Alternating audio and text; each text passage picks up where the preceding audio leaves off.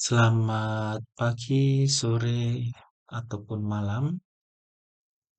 Hari ini saya akan mempresentasikan mengenai Accounting Principle edisi ke-13 dari buku dari Wigan, Kimmel, dan Kiso di chapter kedua, yaitu The Recording Process, atau kalau di Indonesia kan itu adalah proses pencatatan. Di sini presentasi ini akan memperlihatkan mengenai prinsip-prinsip dasar dari pencatatan, bagaimana jurnal dan buku besar digunakan dalam akuntansi, serta bagaimana proses ini membantu dalam penyusunan laporan keuangan yang akurat.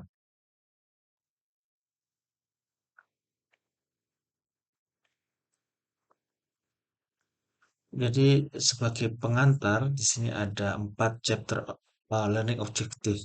Yang pertama adalah bagaimana akun debit dan kredit bekerja dalam pencatatan transaksi bisnis. Yang kedua adalah bagaimana jurnal digunakan untuk mencatat transaksi. Dan yang ketiga adalah cara kerja buku besar dan posting dalam pencatatan.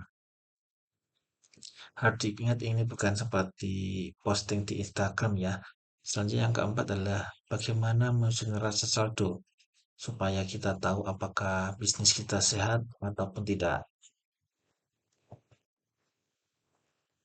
Eh, Slide selanjutnya di sini adalah mengenai akun debit dan kredit. Jadi apakah itu debit dan kredit? Gampangnya adalah eh, secara sederhana debit itu seperti gaji yang masuk ke rekening dan kredit itu seperti cicilan yang langsung ditarik sebelum sempat dinikmati gajinya. Di sini bisa kita lihat di bagian bawah akun akun sebuah akun dapat diilustrasikan dalam sebuah account form atau form bentuk T. Di sini adalah sisi debit atau disingkat DR, maupun kredit dengan singkatan CR. Eh, jadi kembali lagi mengenai akun. Apakah itu akun? Akun itu ibarat lemari penyimpanan untuk uang dan transaksi bisnis. Kita bisa punya akun kas untuk uang, maupun akun utang untuk yang harus dibayar, dan akun modal untuk investasi. Intinya, ini seperti tempat menyimpan sejarah keuangan kita, peta tipis eh, sama dompet ya. Bedanya akun ini lebih berguna. Di sini akun akan merekod mengenai kenaikan maupun penurunan secara spesifik dari suatu aset, liabilitas maupun on equity.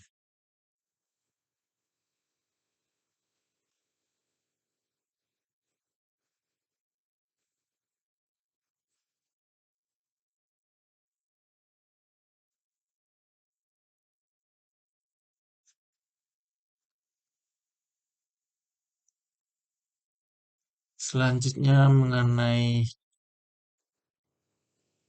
debit dan kredit.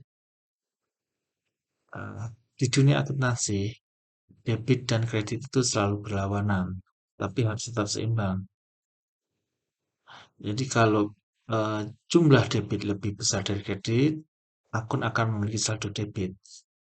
Tapi kalau jumlah kredit lebih besar dari debit, akun akan memiliki saldo kredit.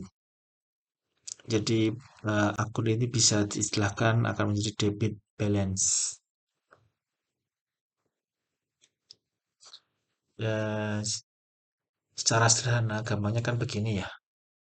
Bayangkan rekening bankmu itu, debit itu sama dengan uang masuk atau gaji, hadiah orang tua, ataupun cashback dari aplikasi. Sedangkan kredit itu bisa dimisalkan uang keluar, misalnya bayar cicilan, kartu teman, atau belanja online yang dianya belanja aja asal check out. Jadi kalau lebih banyak debit daripada kredit, saldo kita akan positif. Tapi kalau lebih banyak kredit, saya hidup hemat dan berteman baik dengan instan tentunya. Kenapa debit dan kredit ini penting? Karena kalau kita salah hitung, eh, bisa-bisa kita akan berpikir bahwa perusahaan akan untung besar, padahal sebenarnya kita cuma salah menaruh angka. Jadi kesimpulannya, akuntansi itu adalah mengenai soal keseimbangan. Debit dan kredit itu seperti yin dan yang, harus selalu seimbang. Kalau enggak, laporan keuangan bakal berantakan dan auditor bisa datang dengan wajah serius. Dan tentu kita tahu kalau auditor datang artinya ada yang harus diperiksa ataupun diselamatkan.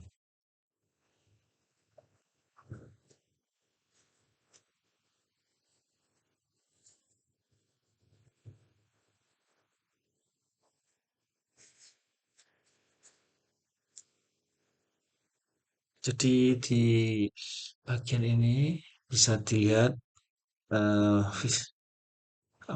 visualisasinya di sisi debit ada dua transaksi masuk sebesar 10.000 dan 8.000 dolar, sedangkan di sisi kredit ada transaksi sebesar 3.000 dolar, maka balance adalah sekitar 15.000 dolar.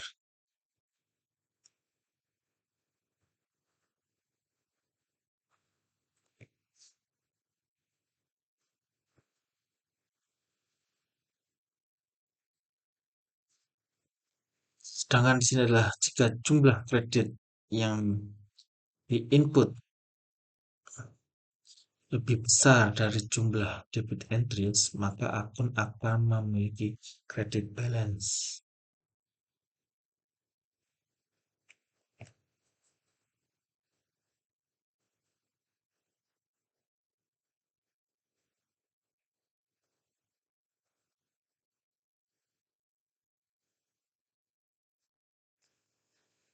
Mengenai debit dan kredit, ya, untuk bagian ketiga ini, eh, kita akan mengenal mengenai sistem double entry.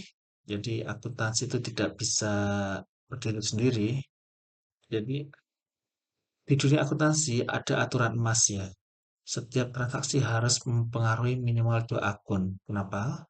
Karena ini bukan dunia sihir. Uang nggak bisa muncul atau hilang begitu saja. Misalnya, jika kamu membeli laptop seharga 1.000 dolar, maka di sini ada dua akun yang terpengaruh, yaitu sisi kas atau aset akan berkurang dicatat sebagai kredit, sedangkan peralatan atau aset bertambah dicatat sebagai debit. Jadi setiap uang yang keluar dari satu akun harus masuk ke akun lain. Ini seperti kalau kita berteman temannya. Dompet kita menipis, tapi hubungan pertemanan bertambah erat. Atau debit tapi secara emosional ya. Kenapa double entry itu penting? Yang pertama adalah tanpa sistem ini, laporan keuangan bakal kacau atau tidak balance. Debit dan kredit harus selalu seimbang. Kalau tidak, maka akan menyulitkan bagi akuntan untuk mencari apa yang hilang dan kenapa tidak seimbang.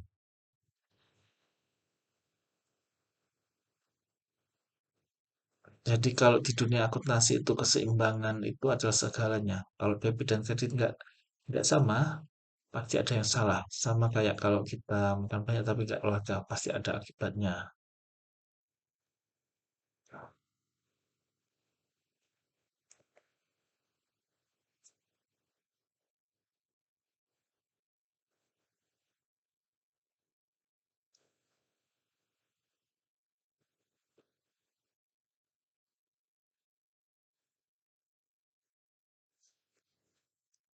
Selanjutnya adalah slide mengenai akun debit dan kredit. Siapa di sisi mana? Jadi setiap akun dalam akuntansi punya sisi normal ya. Nah, di sini ada dua tipe akun besar, misalnya aset dan liabilitas atau utang. Di sisi aset itu bisa normal balance-nya ada di sisi debit. Jadi setiap penambahan aset itu akan menambah di sisi debit Tapi sebaiknya di soal liabilitas, setiap penambahan liabilitas itu akan berpengaruh di sisi kredit. Jadi kalau kita lihat saldo aset besar di sisi kredit, wah ini bisa jadi salah. Sama kayak kalau ada orang yang biasa kalem tiba-tiba super cerewet, pasti ada sesuatu yang terjadi. Normal balance itu apa? Bayangkan kalau kamu punya akun bank, biasanya saldo nominalnya ada di sisi positif atau debit. Tapi kalau tiba-tiba ada di sisi negatif atau kredit, berarti rekening kamu sudah mulai masuk mode bertahan hidup. Bukan gampangnya, aset bertambah di debit, maka akan terjadi pengurangan di sisi kredit. Sebaiknya di eh, liabilitas dan ekuitas bertambah di kredit, maka akan berkurang di debit. Nah, contohnya di real life ya. Gaji masuk itu, maka kas akan naik. Kas naik di sisi debit. Sedangkan kalau ada pembayaran cicilan kartu kredit, maka utang atau liabilitas akan turun di sisi debit, sedangkan kas akan turun di sisi kredit. Intinya, aset suka ditambahin di sisi debit, sementara utang lebih nyaman berkembang di sisi kredit. Kayak dompet senangnya kalau uang bertambah atau debit, tapi sedihnya utang juga bisa bertambah kredit. Jadi kalau semua aset ada di sisi kredit, hati-hati. Itu bisa berarti kita lagi kehilangan aset atau terlalu banyak utang. Sama kayak hidup kita ini isinya cuma kerja atau kredit tanpa refreshing debit. Bisa-bisa burnout.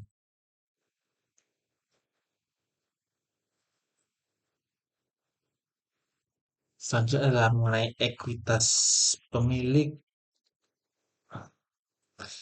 Bayangkan kamu punya warung kopi ya. Ekuitas pemilik itu seperti saldo kepercayaan bisnis terhadap pemiliknya. Kalau bisnisnya sehat, ekuitas akan naik. Kalau pemiliknya sering ngambil duit kas buat jajan, ekuitas akan turun. Dalam akuntansi ada dua hal utama yang mempengaruhi ekuitas pemilik. Yang pertama untuk meningkatkan ekuitas atau kredit, investasi pemilik atau uang yang dimasukkan ke bisnis atau pendapatan hasil jualan atau jasa. Sedangkan yang menurunkan ekuitas ada di sisi debit. Di sini adalah pengambilan dana pribadi oleh pemilik. Di sini bisa dibilang owner borrowing maupun beban atau biaya, termasuk biaya listrik, gaji karyawan dan lain-lain. Jadi kesimpulan adalah semakin banyak investasi dan pendapatan, semakin tinggi ekuitasnya. Tapi kalau kebanyakan ambil uang dan terlalu boros dan pengeluaran, ya lama-lama bisnisnya jadi akan kolaps.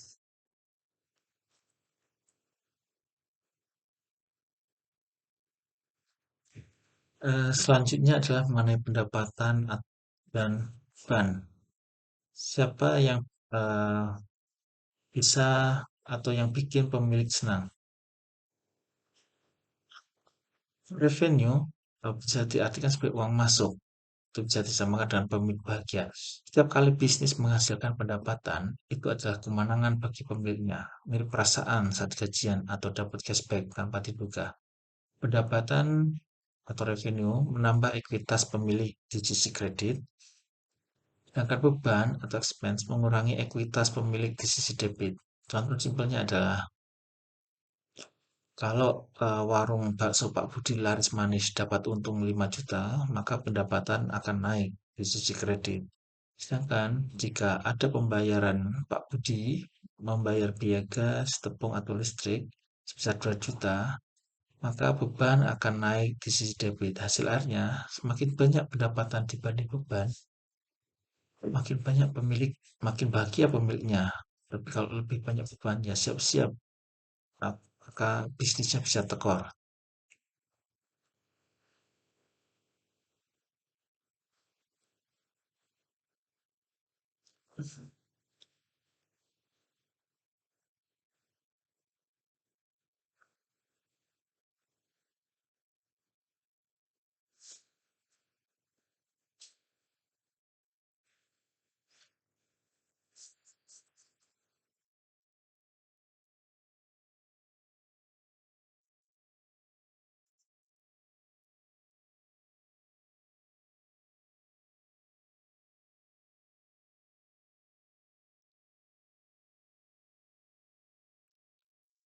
Di sini adalah summary dari debit atau credit rules.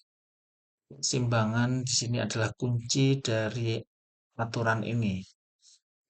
Jadi akuntansi itu bisa disebut diibaratkan seperti hidup harus imbang. Di dunia akuntansi ada satu hukum mutlak. Total debit harus selalu sama dengan total kredit. Kalau enggak, itu sama aja kayak beli kopi pakai uang receh tapi salah hitung, pasti bikin ribet. Aturan dasar debit atau kredit adalah aset bertambah di debit, tapi berkurang di sisi kredit. Liabilitas dan ekuitas itu bertambah di kredit dan berkurang di sisi debit. Pendapatan akan bertambah di sisi kredit dan berkurang di sisi debit. Sedangkan beban dan pengambilan pribadi under drawing itu akan bertambah di sisi debit dan berkurang di sisi kredit. Sederhananya, kalau uang masuk ke bisnis kita itu debit, kalau uang keluar kita kredit. Kalau uangnya hilang tanpa jejak itu namanya apa? Ada yang perlu diaudit tentunya kalau yang itu.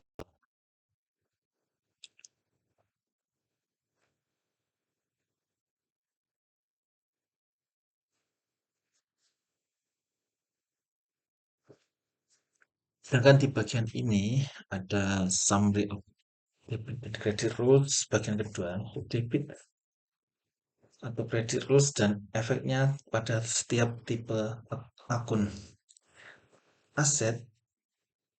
Di bagian debit itu adalah pertambahan.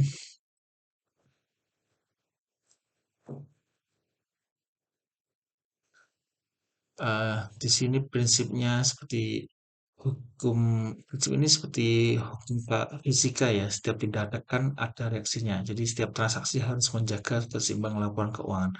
Kalau tidak, bisa-bisa akan menyulitkan akuntan karena harus ngecek laporan berulang kali. Misalnya, secara garis besar bisa dilihat di gambar apa, slide berikut. Jadi samaan harus balance di setiap transaksi. Jadi total debit harus sama dengan total kredit.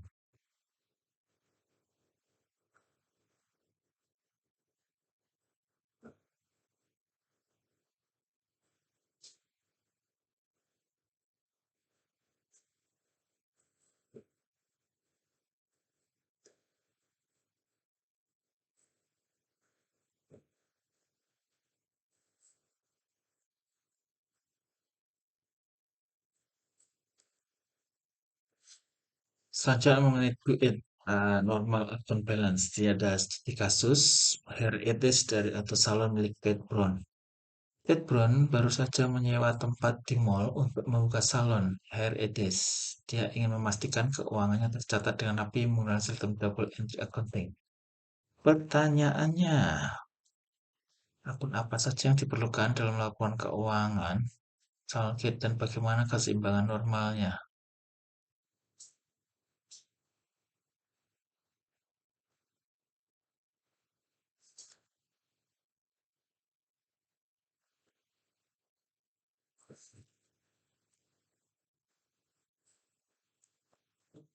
Nah, eh, dalam menjalankan bisnisnya, Kate perlu mencatat transaksi keuangan dalam beberapa akun utama pada neraca keuangan. Akun-akun ini kategorikan menjadi aset, liabilitas, dan ekuitas. Masing-masing memiliki keseimbangan normal tertentu. Di sisi aset, aset adalah sumber daya yang dimiliki oleh bisnis untuk menghasilkan pendapatan. Saldo normal akun aset berada di sisi debit dan bertambah di debit, berkurang di sisi kredit. Di sini termasuk kas, supplies, perlengkapan, dan equipment atau peralatan. Bisa dicontohkan misalnya jika Kate membeli perlengkapan salon seperti gunting dan hair dryer seharga $500 secara tunai, maka akun perlengkapan atau supplies akan bertambah di debit sedangkan cash akan berkurang di sisi kredit. Sedangkan di sisi liabilitas, liabilitas adalah kewajiban bisnis terhadap pihak lain seperti utang atau tagihan yang harus dibayar. Saldo normal akun liabilitas berada di kredit, bertambah di kredit dan berkurang di debit. Di sini termasuk not payable maupun income payable. Jadi bisa dicontohkan jika ada pembelian secara kredit sebesar $1.000, maka akun surplus akan bertambah di debit, sedangkan akun payable bertambah di kredit. Sedangkan mengenai ekuitas pemilik, ekuitas mencerminkan kepemilikan bisnis setelah dikurangi semua liabilitas. Saldo anormal akun ekuitas berada di kredit, bertambah di kredit, dan berkurang di sisi debit.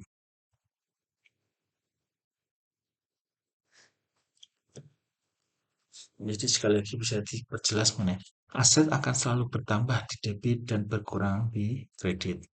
Liabilitas selalu bertambah di kredit dan berkurang di debit. Ekuitas pemilik bertambah di kredit dan berkurang di debit.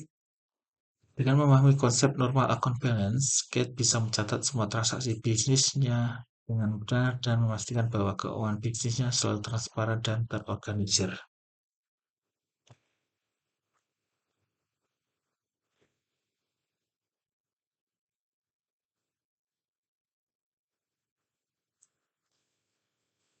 Selanjutnya adalah the journal. Jadi, jurnal adalah buku catatan pertama dalam sistem akuntansi di mana semua transaksi bisnis dicatat secara kronologis sebelum dipindahkan ke buku besar. Fungsi utama jurnal adalah mencatat transaksi secara sistematis, menyediakan referensi untuk pemindahan ke buku besar, dan membantu dalam deteksi kesalahan. Bisa menganalisis transaksi, input transaksi ke jurnal, dan kan recording prosesnya dimulai dari menganalisis transaksi, di mana bagian dari menganalisis transaksi adalah menentukan akun mana yang berpengaruh, menentukan apakah akun akan bertambah atau berkurang, dan menentukan apakah transaksi dicatat sebagai debit atau kredit.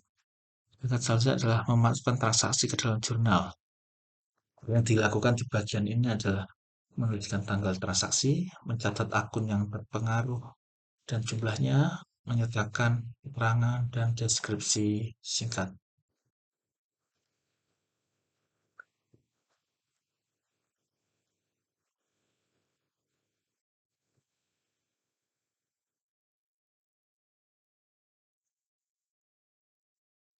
Selanjutnya adalah yang terakhir adalah di bagian jurnal adalah setelah transaksi dicatat di jurnal, data tersebut dipindahkan ke akun terkait di dalam buku besar atau ledger.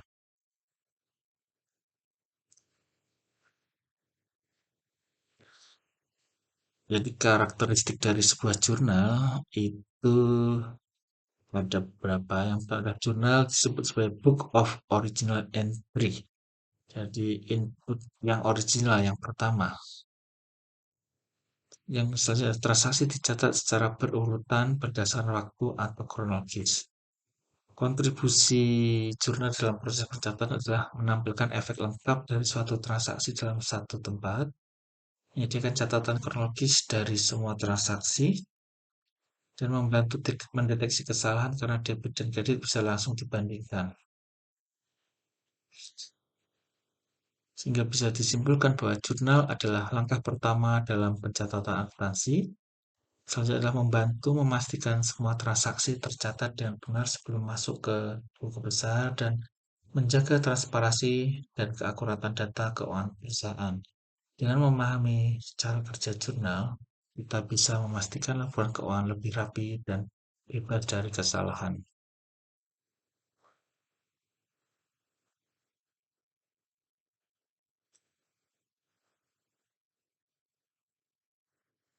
Dan selanjutnya kita uh,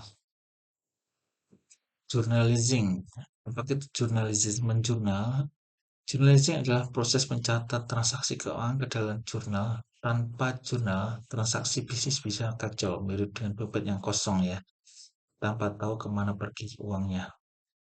Contoh mengenai penjualan di sini adalah 1 September Renil menginvestasikan eh, uang ke dalam bisnisnya sebesar $15.000 dalam bentuk uang tunai. Di sini pencatatan akan dilakukan di sisi cash dengan menambah, di mana akan bertambah $15.000.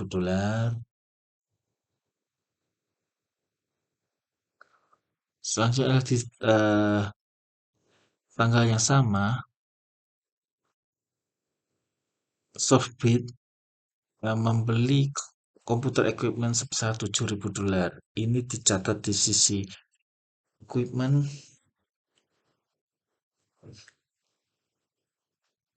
sebesar debitnya bertambah $7.000, dengan di sisi cash akan berkurang $7.000.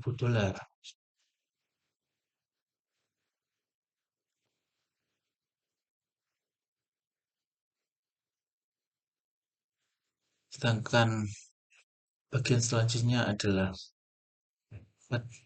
contoh selanjutnya mengenai simple and compound entries. Di sini penjelasannya adalah jurnal itu ada dua jenis. Simple entries hanya melibatkan satu debit dan satu kredit, sedangkan compound entry melibatkan lebih dari satu akun seperti kasus beli truk ini. Contoh pencatatan jurnal dengan compound entry adalah pada tanggal 1 Juli, Butler Company membeli truk seharga $14.000. Mereka membayar $8.000 tunai dan sisanya $6.000 secara kredit atau utang.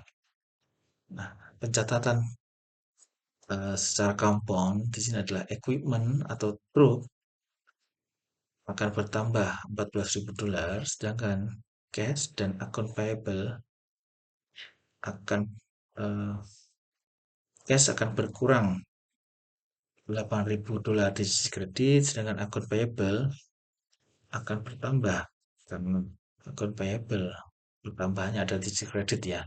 Di sini sebesar $6.000. Jadi, bisa disimpulkan di sini adalah compound entry membantu mencatat transaksi kompleks yang melibatkan lebih dari dua akun. Kalau salah catat, bisa jadi tiba-tiba kita merasa kaya karena lupa mencatat utangnya ya. Jadi selalu ingat, kalau beli sesuatu pakai uang tunai plus utang, catat semuanya biar eh, balance dan diketahui dari mana asal usulnya. Selanjutnya mengenai recording business activities. Kate Brown memulai bisnis salon hair Edges. Seperti pebisnis sukses lainnya, Kate harus selalu mencatat semua transaksi bisnisnya dengan rapi. Nah, di sini yang harus dia lakukan adalah membuka rekening bank dan menyetor $20.000 sebagai modal awal, membeli peralatan salon starter sebesar $4.800 dan melakukan wawancara dengan 3 calon pegawai. Nah, sekarang kita akan mempersiapkan pencatatan transaksi yang dilakukan oleh Jade. Store modal membuka rekening bank dan mendepositukan $20.000 akan dicatat di sisi cash bertambah sebesar $20.000. Sedangkan pada owner capital bertambah juga $20.000. Pembelian equipment yang secara kredit dengan sebesar $4.800 akan dicatat sebagai penambahan di sisi equipment sebesar $4.800 dan pertambahan di sisi account payable atau utang sebesar $4.800.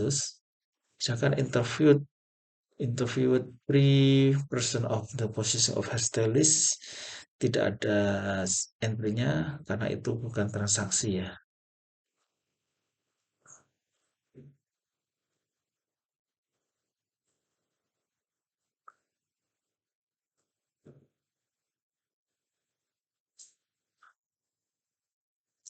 Selanjutnya adalah mengenai the journal and posting. Di sini adalah post to ledger account. Apa itu ledger? Buku besar atau buku besar ya. Buku besar adalah kumpulan semua akun yang dimiliki oleh suatu perusahaan. Ini seperti rekap keuangan yang mencatat saldo dan ubah setiap akun. Fungsi utamanya buku besar adalah menyimpan saldo akhir setiap akun, melacak perubahan saldo akun dari waktu ke waktu, dan memudahkan pembuatan laporan keuangan.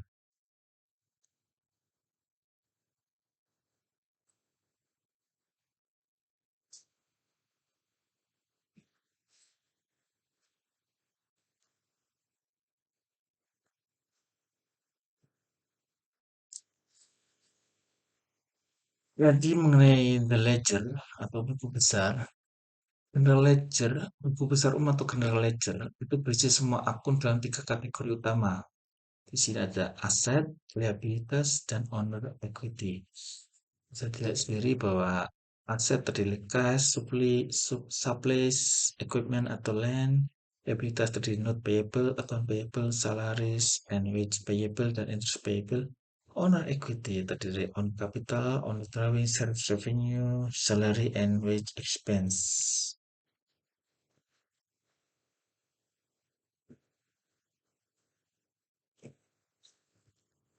Nah, di sini dari sisi ledger adalah standar form untuk standar akun dalam buku besar. Misalnya di sini bisa dijelaskan mengenai akun cash.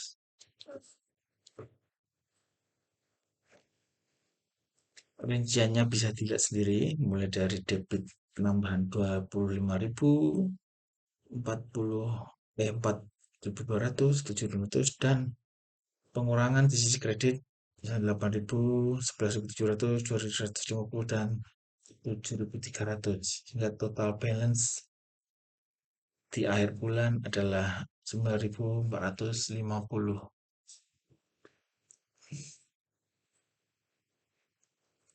Jadi fungsi utama dari format ini adalah memantau perubahan saldo setiap akun, yang selalu mencatat transaksi secara terperinci dan memastikan saldo akhir selalu akurat. Jadi kalau jurnal adalah timeline transaksi keuangan, maka buku besar itu seperti rekap akhir bulan yang menunjukkan siapa yang masih berutang dan siapa yang sudah bayar.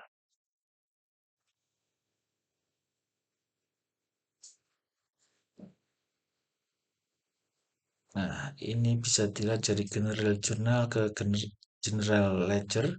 Perpindahannya, tanggal masih sama. Jadi di sini juga ada nomor referensinya.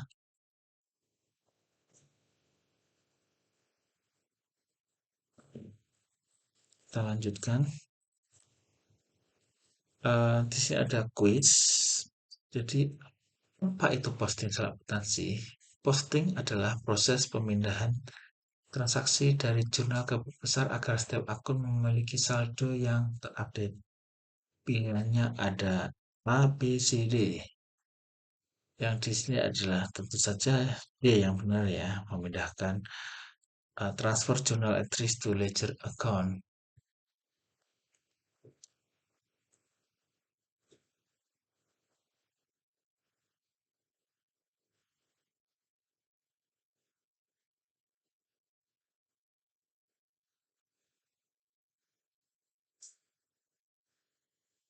Nah, di sini bisa dilihat my chart of account. Akun yang bernama merah itu adalah akun yang digunakan di chapter ini.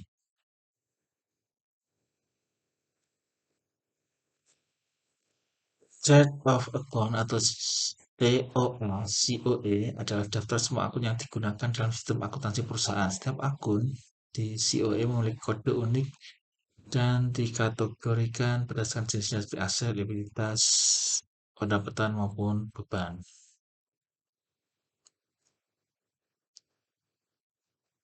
Jadi fungsinya adalah chart of account ini membuat pencatatan lebih terstruktur. Setiap akun juga punya kode unik untuk memudahkan pencatatan dan tanpa COE pencatatan bisa jadi kan sulit karena berantakan ya.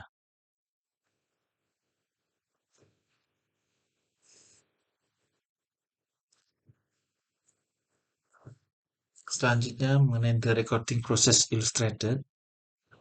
Bagaimana cara merekam transaksi dengan benar? Merekam transaksi dalam akuntansi itu seperti memasak resep rahasia ya. Kalau salah langkah bisa berantakan. Ada 3 langkah utama yang harus diikuti. Yang pertama adalah tentukan jenis akun yang terlibat. Apakah ini aset, liabilitas, ekuitas, pendapatan, atau beban. Jadi contohnya kalau perusahaan menerima uang tunai itu masuk ke akun cash atau aset. Yang kedua adalah tentukan apakah akun ini bertambah atau berkurang dan seberapa besar perubahannya. Kalau perusahaan menerima 1.000 dolar dari pelanggan, maka cash akan bertambah. Kalau dilakukan pembayaran beban listrik, maka cash akan berkurang. Selanjutnya adalah ubah perubahan ini ke dalam bentuk debit dan kredit.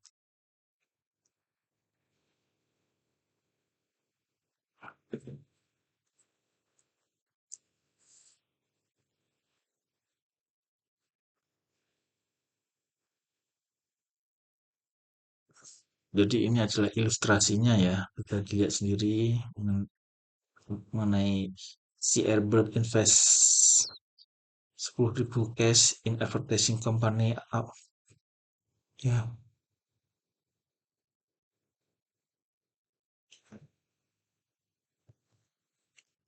ini juga bisa dilihat perpindahan.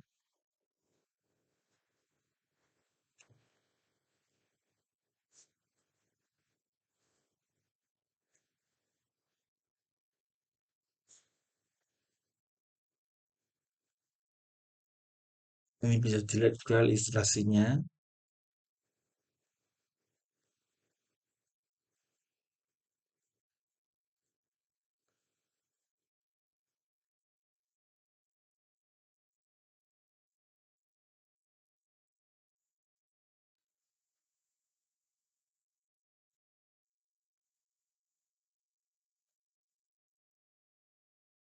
Saja mengenai journalizing and posting summary.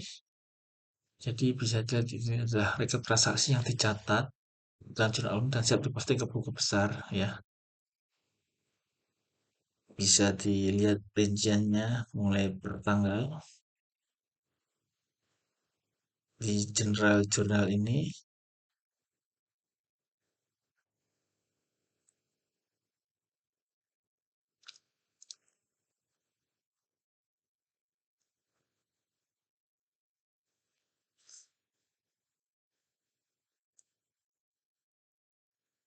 Selanjutnya adalah mengenai tweet atau posting.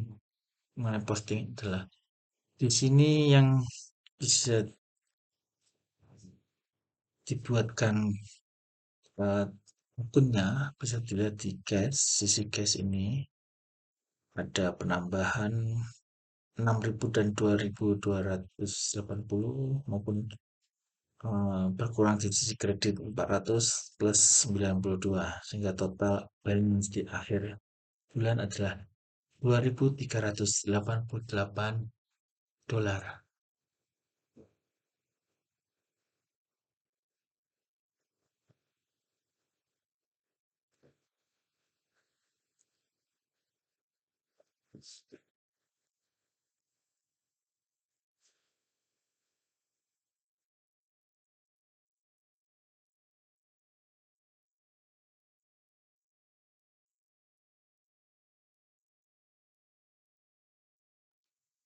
Trial balance dan batasannya. Trial balance adalah alat penting dalam akuntansi untuk memastikan total debit dan kredit seimbang, tapi bukan berarti tidak bisa salah ya. Jadi, kenapa trial balance bisa salah atau baca? Itu adalah kesalahan perhitungan matematika. Ya, bahkan kalkulator bisa salah kalau yang input angka, sedangkan misalnya postingan salah ke buku besar dan kesalahan ketik angka atau human error.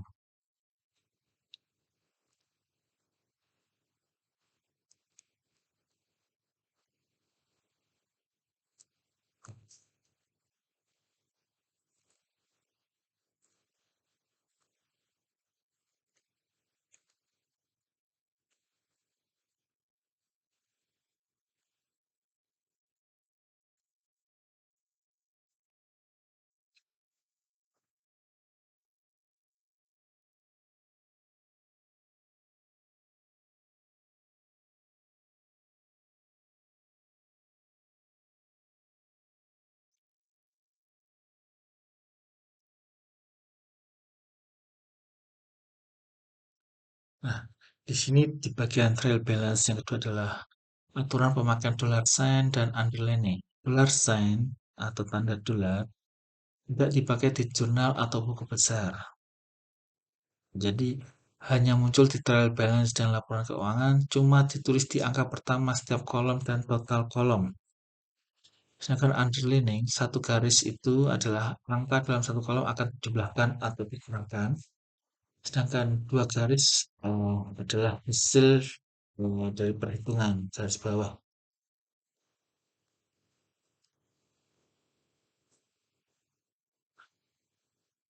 Selanjutnya bisa dilihat sendiri yang benar. Nah, ini ada create trial balance. Bisa dilihat totalnya. Nah, ini trial balance-nya. Lihat sendiri, debit dan kreditnya seimbang, balance. Selanjutnya mengenai look at IFRS.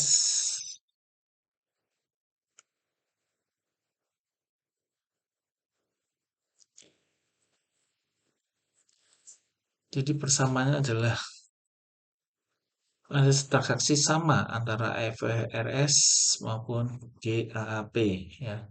Generally Accepted Accounting Principle dan International Financial Reporting Standards.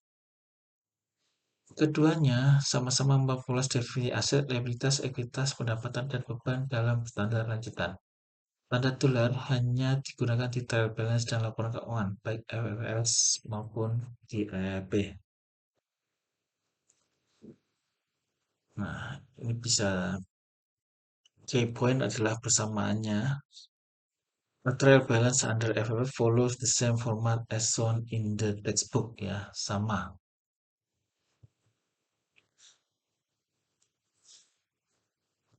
Uh, a look at FFRS masa depan akuntansi itu apakah akan berubah ya? Proses pencatatan transaksi sekarang akan ada tetap digunakan di seluruh dunia. Namun, definisi aset, liabilitas, ekuitas, pendapatan, dan beban bisa berubah seiring dengan perkembangan waktu zaman. Nah, copyright-nya berasal dari John Wiley and Sons